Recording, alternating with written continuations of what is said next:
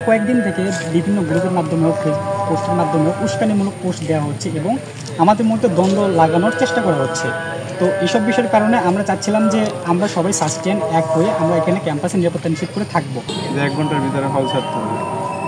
আমরা সাধারণ শিক্ষার্থীরা কই যাবো 1 ঘন্টার ভিতরে? আমাদের কোনো পূর্ব প্রস্তুতি কিছুই ছিল না। আমরা অনেকে হয়তো টিউশন নিতেছিল, টিউশন থেকে আইসা দেখতেছে সবাই বের হয়ে যাইতেছে। তো সার্বিক অবস্থায় আমরা বাধ্য হয়েছি আসলে হল ছেড়ে দেওয়ার জন্য। আমরা চাই নাই যে আমাদের আরেকটা ভাই রক্তাক্ত হোক, আরেকটা ভাই আহত হোক, নিহত হোক। কালকে যেটা ছিল সেটা হচ্ছে যে সমন্বয়ক এবং যারা আমরা ক্যাম্পাসে সাধারণ শিক্ষার্থী অবস্থান করছিলাম তাদের মধ্যে একটা আলোচনা সভা, যাতে আমরা ক্যাম্পাসকে দ্রুত সময়ের মধ্যে একটা নিরাপদ অবস্থানে ফিরে নিয়ে আসি। এবং আমাদের তো জানেন যে ডিসি সহ আরও গুরুত্বপূর্ণ পদগুলো এখনও ফাঁকা। তো এই পদগুলোতে ফিরিয়ে আনার জন্য এগুলো শুরু না হলে তো ঠিক না হলে তো এখনও ক্যাম্পাসে ক্লাস বা অন্য কোনো কিছু শুরু হবে না। তো আমরা চাচ্ছিলাম যে এসব যাতে নিশ্চিত করা যায়। আরেকটা বিষয় হচ্ছে যে যেহেতু আমরা আমাদের ক্যাম্পাসের ছেলে এবং মেয়ে উভয় সবাই কিন্তু ফিরছে ক্যাম্পাসে, তো এই ক্যাম্পাসে এখন কিন্তু কোনো রকম নিরাপত্তা নাই। আমরা এই নিরাপত্তা বিষয়টা এখানে নিরাপত্তাহীনতা ভুগতেছি। তো এখন যেটা বিষয় হলো যে কয়েকদিন থেকে বিভিন্ন গ্রুপের মাধ্যমে হোক, পোস্টের মাধ্যমে হোক, উস্কানিমূলক পোস্ট দেওয়া হচ্ছে এবং আমাদের মধ্যে দ্বন্দ্ব লাগানোর চেষ্টা করা হচ্ছে। তো এইসব বিষয়ের কারণে আমরা চাচ্ছিলাম যে আমরা সবাই সাস্টেন এক হয়ে আমরা এখানে ক্যাম্পাসে নিরাপত্তা নিশ্চিত করে থাকবো। এর প্রেক্ষিতে কালকে সমন্বয়ক এবং সাধারণ যারা শিক্ষার্থী আছে তাদের মধ্যে একটা আলোচনা সভা হয় যে আমরা ক্যাম্পাসের একটা নিরাপত্তার ব্যবস্থা করব, যাতে যেহেতু এখন কোনো প্রকার প্রশাসন নাই ক্যাম্পাসে। তো সেই জন্য আমরা কালকে দুপুরের ওই দিকে মিটিং করি আর কি, আলোচনা সভা করি আমাদের মুক্ত মঞ্চে।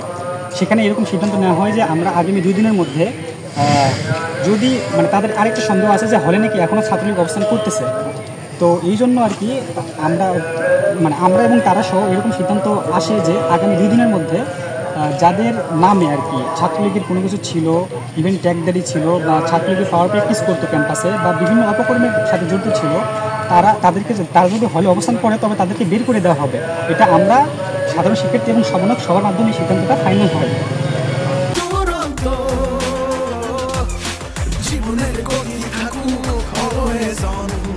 বিভিন্ন বিশ্ববিদ্যালয় হলগুলোতে ক্ষমতাসীন দলের একটা ছাত্র সংগঠন বাংলাদেশ ছাত্রলীগ, তারা এখানে ছিট যেগুলো আছে বা বিভিন্ন প্রভাব বিস্তার করেছিল। তো আমরা যারা আছি বিভিন্ন দূর দূরান্ত থেকে এসেছি, আমাদের তো সবার তো এমন ক্যাপাবিলিটি নেই যে আমরা মেসে গিয়ে থাকবো, ঠিক আছে না? তো এরপরে আমরা বাধ্য হয়ে তাদের আন্ডারে উঠতে বাধ্য হয়ে থেকেছি। এরপরে যখন দেখতেছি বৈষম্য বিরোধী ছাত্র আন্দোলন, তো সেই সময় আমাদের ভাইদেরকে মারা হচ্ছে, আমরা চুপ থাকতে পারিনি, তখন আমরা তাদের সঙ্গে যোগ দিয়েছি। আমাদের গেট থেকে শুরু করছিল তারা। তো গেট থেকে আসার সময় কিছু কিছু লোকের হাতে লাঠি ছিল আর কি শুরুতে। তো এটা আমাদের নিউজ হয় নাই, তো ফোনের মাধ্যমে ছবি তোলা হয়েছিল। তারা এসে আমাদের শুরুতে আলটিমেটাম দিতেছিল যে 1 ঘন্টার ভিতরে হল ছাড়তে হবে। আমরা সাধারণ শিক্ষার্থীরা কই যাবো 1 ঘন্টার ভিতরে? আমাদের কোনো পূর্ব প্রস্তুতি কিছুই ছিল না। আমরা অনেকে হয়তো টিউশন নিতেছিল, টিউশন থেকে আইসা দেখতেছে সবাই বের হয়ে যাইতেছে। তো আসলে এর দিক বিবেচনা করলে তো আসলে আমরা সাধারণ শিক্ষার্থীরা এখন ঘর ছাড়া আর কি, এরকম একটা ফল ছাড়া তো আমাদের ঘর ছাড়া। আমরা এখন কোথায় যাবো? আমরা আসলে অনেকে চিন্তা করতে পারতেছি না হঠাৎ করে কই উঠবো। কালকে আমাদের সমন্বয়কদের সাথে হলের ছাত্রদের বা বাহিরের ম্যাচের পোলাপানের একটা মিটিং ছিল মুক্ত মঞ্চে। তো ওইখানে 11টার সময় মিটিংটা সবাই আইসা কমপ্লিট করে নিজেদের মধ্যে যে ঝামেলা ছিল ওইটা কমপ্লিট করে সমন্বয়করা বাহিরে গেছে আর আমাদের হলের ছাত্ররা হলে গেছে। এরপর হলের ছাত্র হলে যাওয়ার পরে কল আসলো যে গেট দিয়ে কিছু মানুষ ঢুকতেছে এলাকা বাসিন্দা, আর কিছু মানুষ নতুন বাজার দিয়ে ঢুকতেছে। এখন কে ঢুকতেছে? যারা আসতেছিল ওনারা বলতেছে আমরা এলাকাবাসী, হলের মধ্যে ঝামেলা আছে, হলে নাকি ছাত্রলীগ আছে, এই জন্য হলে অ্যাটাক করতে আসছে ওনারা। এরপরে এই খবর পাই আমাদের সমন্বয়ক যে উনি সুইটে আসছে, ওনাদেরকে বলা হয়েছে যে আপনারা কেন আসছেন? ওনারা বলতেছে যে আমরা শুনতে পাইছি হলে ছাত্রলীগ আছে, এই জন্য আমরা করছি। অথচ আমরা এই জিনিসটা মুক্ত মঞ্চে সল্ট আউট করে এই যে যার মতো চলে গেছি। আমি স্পষ্ট করে বলতে পারছি না নামধারী বিভিন্ন দলের যে এজেন্ট, বলতে গেলে ওরা আসলে স্থানীয় বললে ভুল হবে, বিভিন্ন দলের এজেন্টরাই মূলত এখানে এসেছিল এবং তাদের প্রস্তুতি ছিল অনেক গাঢ়।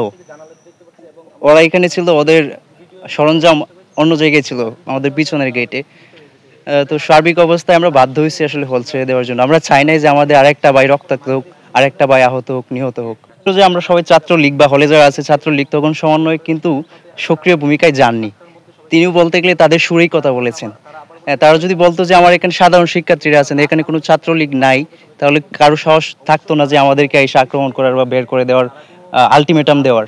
আলটিমেটলি আমি বলবো এখানে সমন্বয় একটা নিষ্ক্রিয় ভূমিকায় রেখেছেন। যদি সক্রিয় ভূমিকা রাখতেন আজকের এই লজ্জাজনক পরিস্থিতির শিকার হতে হতো না শাবিপ্রবিকে।